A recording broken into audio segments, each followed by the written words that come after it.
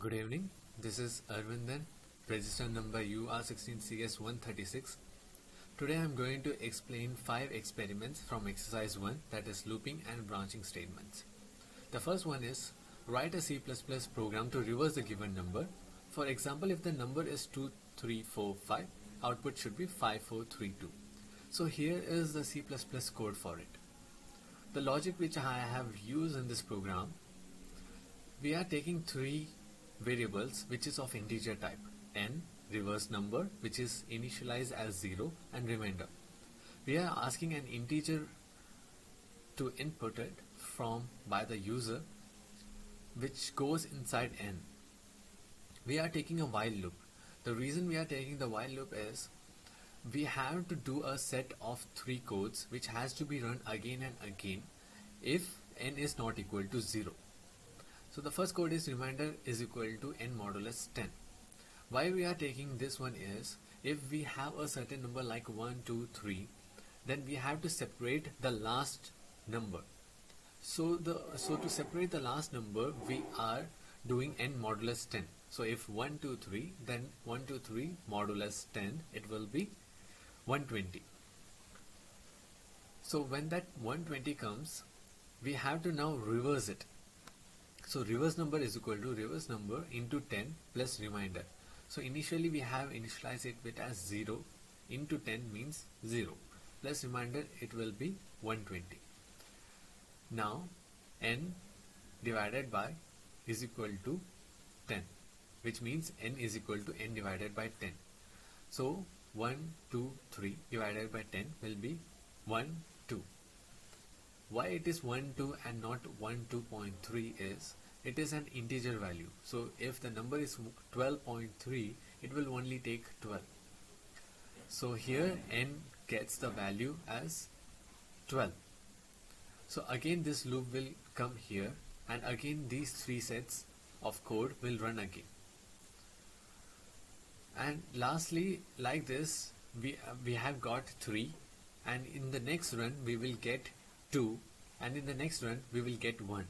So the whole number which we got here is 3, 2 and 1. So in the end we are printing cout reverse number is equal to reverse number. So the cout will be the reverse number of it, 3, 2, 1, and we are returning 0. So let me show you how the output looks. Any integer 1, 2, 3, 4, 5. When it is reversed, then it will be 5, 4, 3, 2, 1.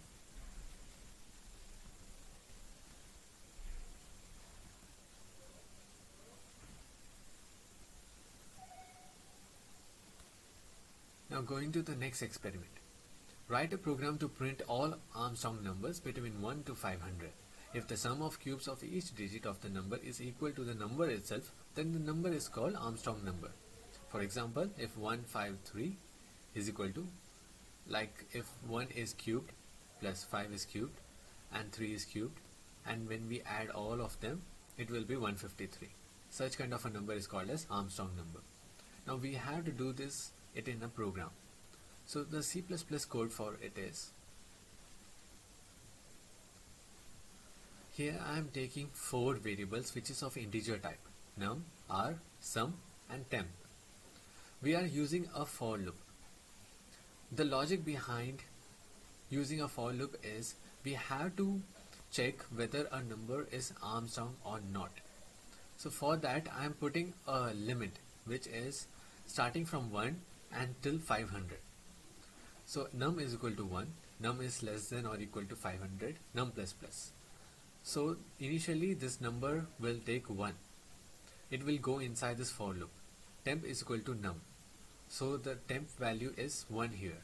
Sum is initialized as 0 inside this for loop only.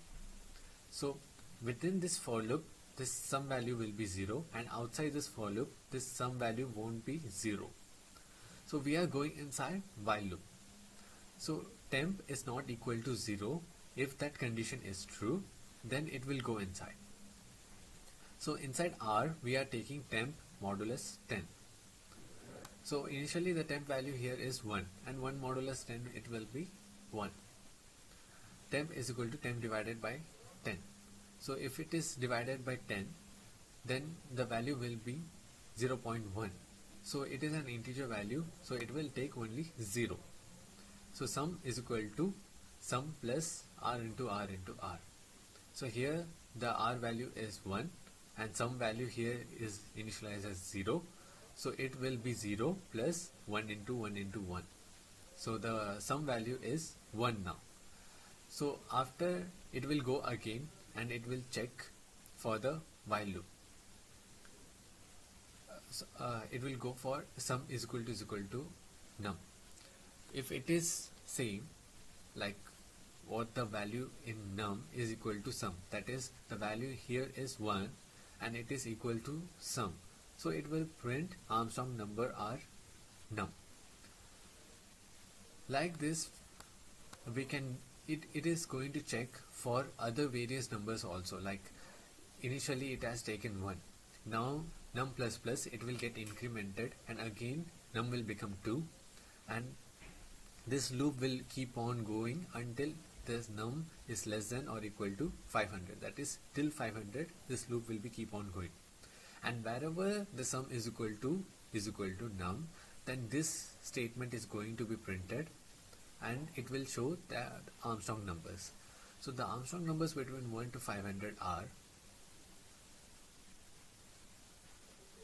these are the numbers like 1, 153, 370, 371 and 470. These are the numbers which are Armstrong numbers between 1 to 500.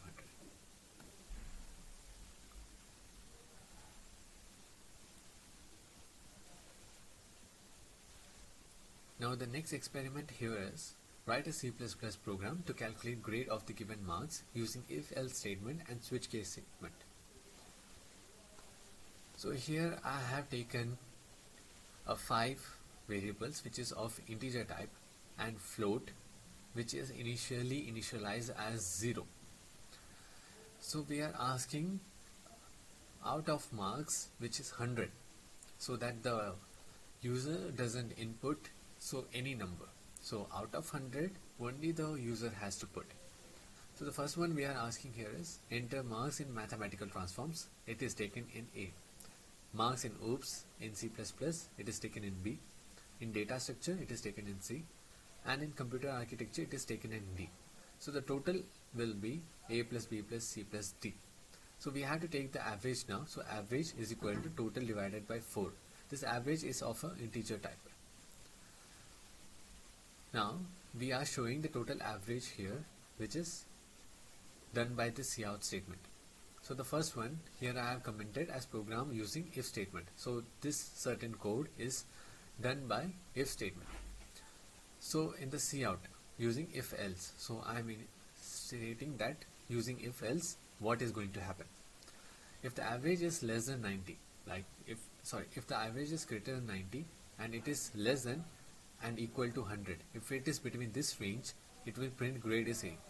If it is between the range 70 to 90 it will print B, and if it is in the range of 50 to 70 it will print C. Otherwise for any other average it will print D directly. The same thing is done using switch case also. So now it is a time for switch case. It is initially stating as your grade now is. Now it will check for some of the cases average divided by 10. Why it is done as average divided by 10 is, if we are getting any number, for example 90, if you are putting 90 and it is taken divided by 10, then it will be 9. So inside the switch case it will go for the case 9. Like if we are putting if we are getting an average of 80, then 80 divided by 10, 8. So here it will go for the case 8, which is empty. So it will print just simply this B grade.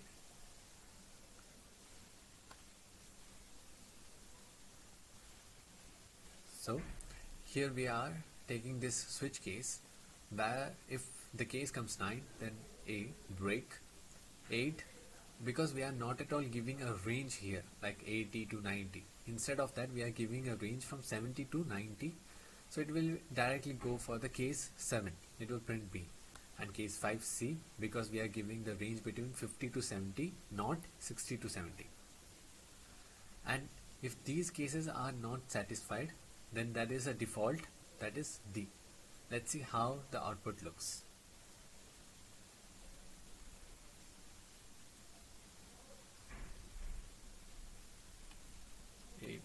In transform C++, 70, here 90, here 95. So my total average is 83.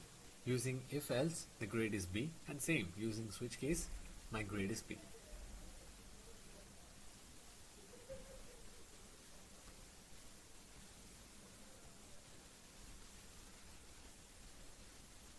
So the fourth experiment is write a C++ program to print the following pattern. This pattern is first row 1, second row 2, 2, 2, third row 3, 3, 3, 3. Like this, we have to print a pattern.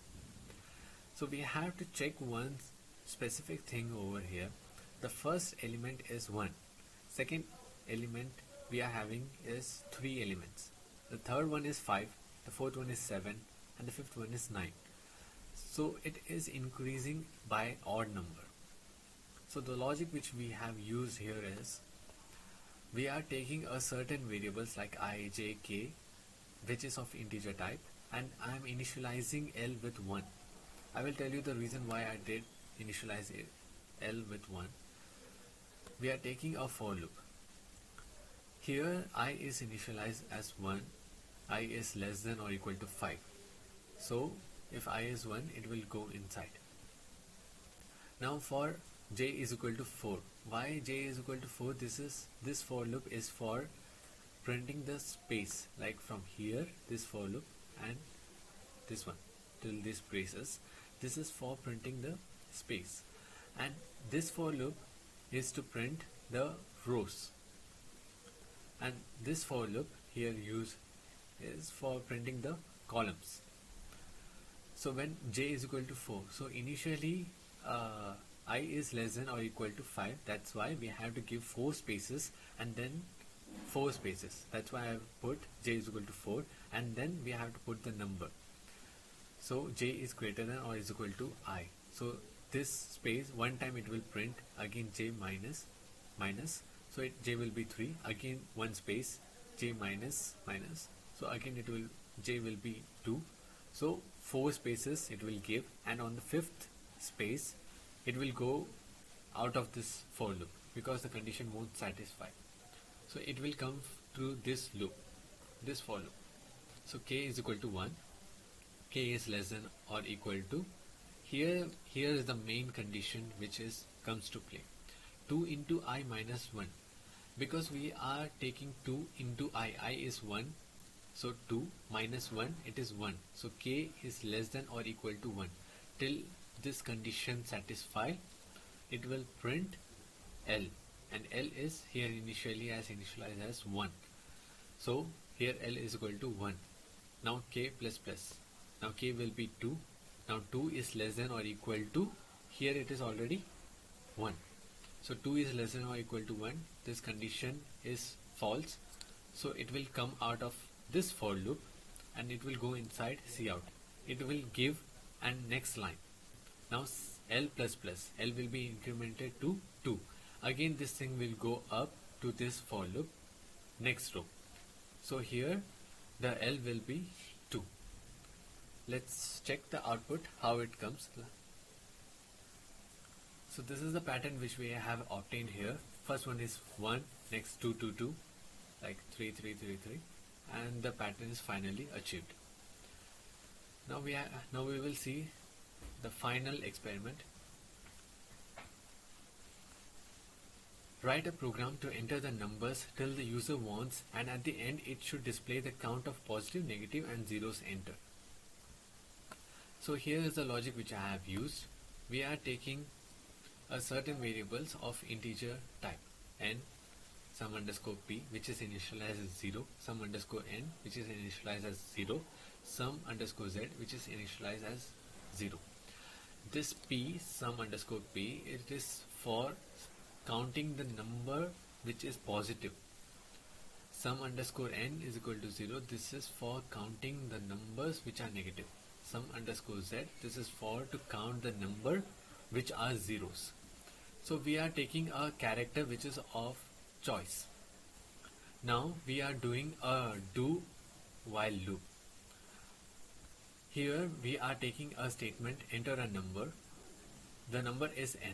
If any number which has been inputted by the user, if it is greater than 0, then we will count it here in the variable sum underscore p, which is to count it, we are using this plus plus.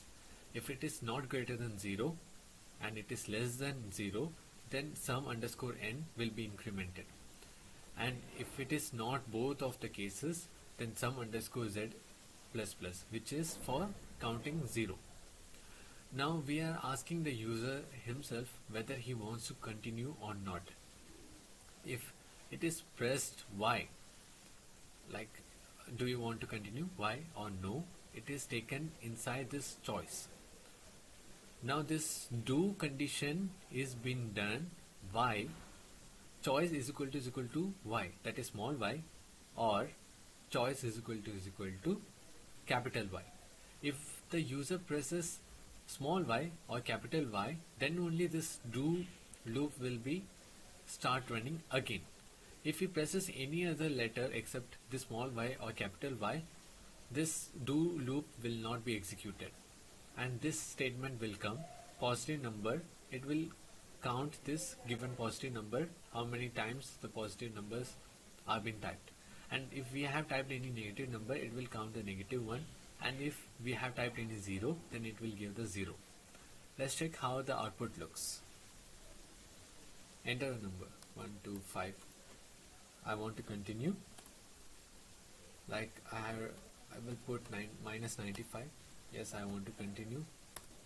I will put 45. Yes, I want to continue. I will put any number 0. Now it's enough, more than enough.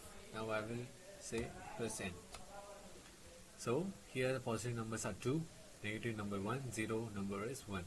Here 1, 2, positive number 2, negative number minus 95, so 1, 0 I have entered here, so it is 1. So that's all. I have explained all the 5 experiments from the exercise 1. Thank you for watching. This is again Arvindan, register number UR16CS136, Computer Science Department. Thank you.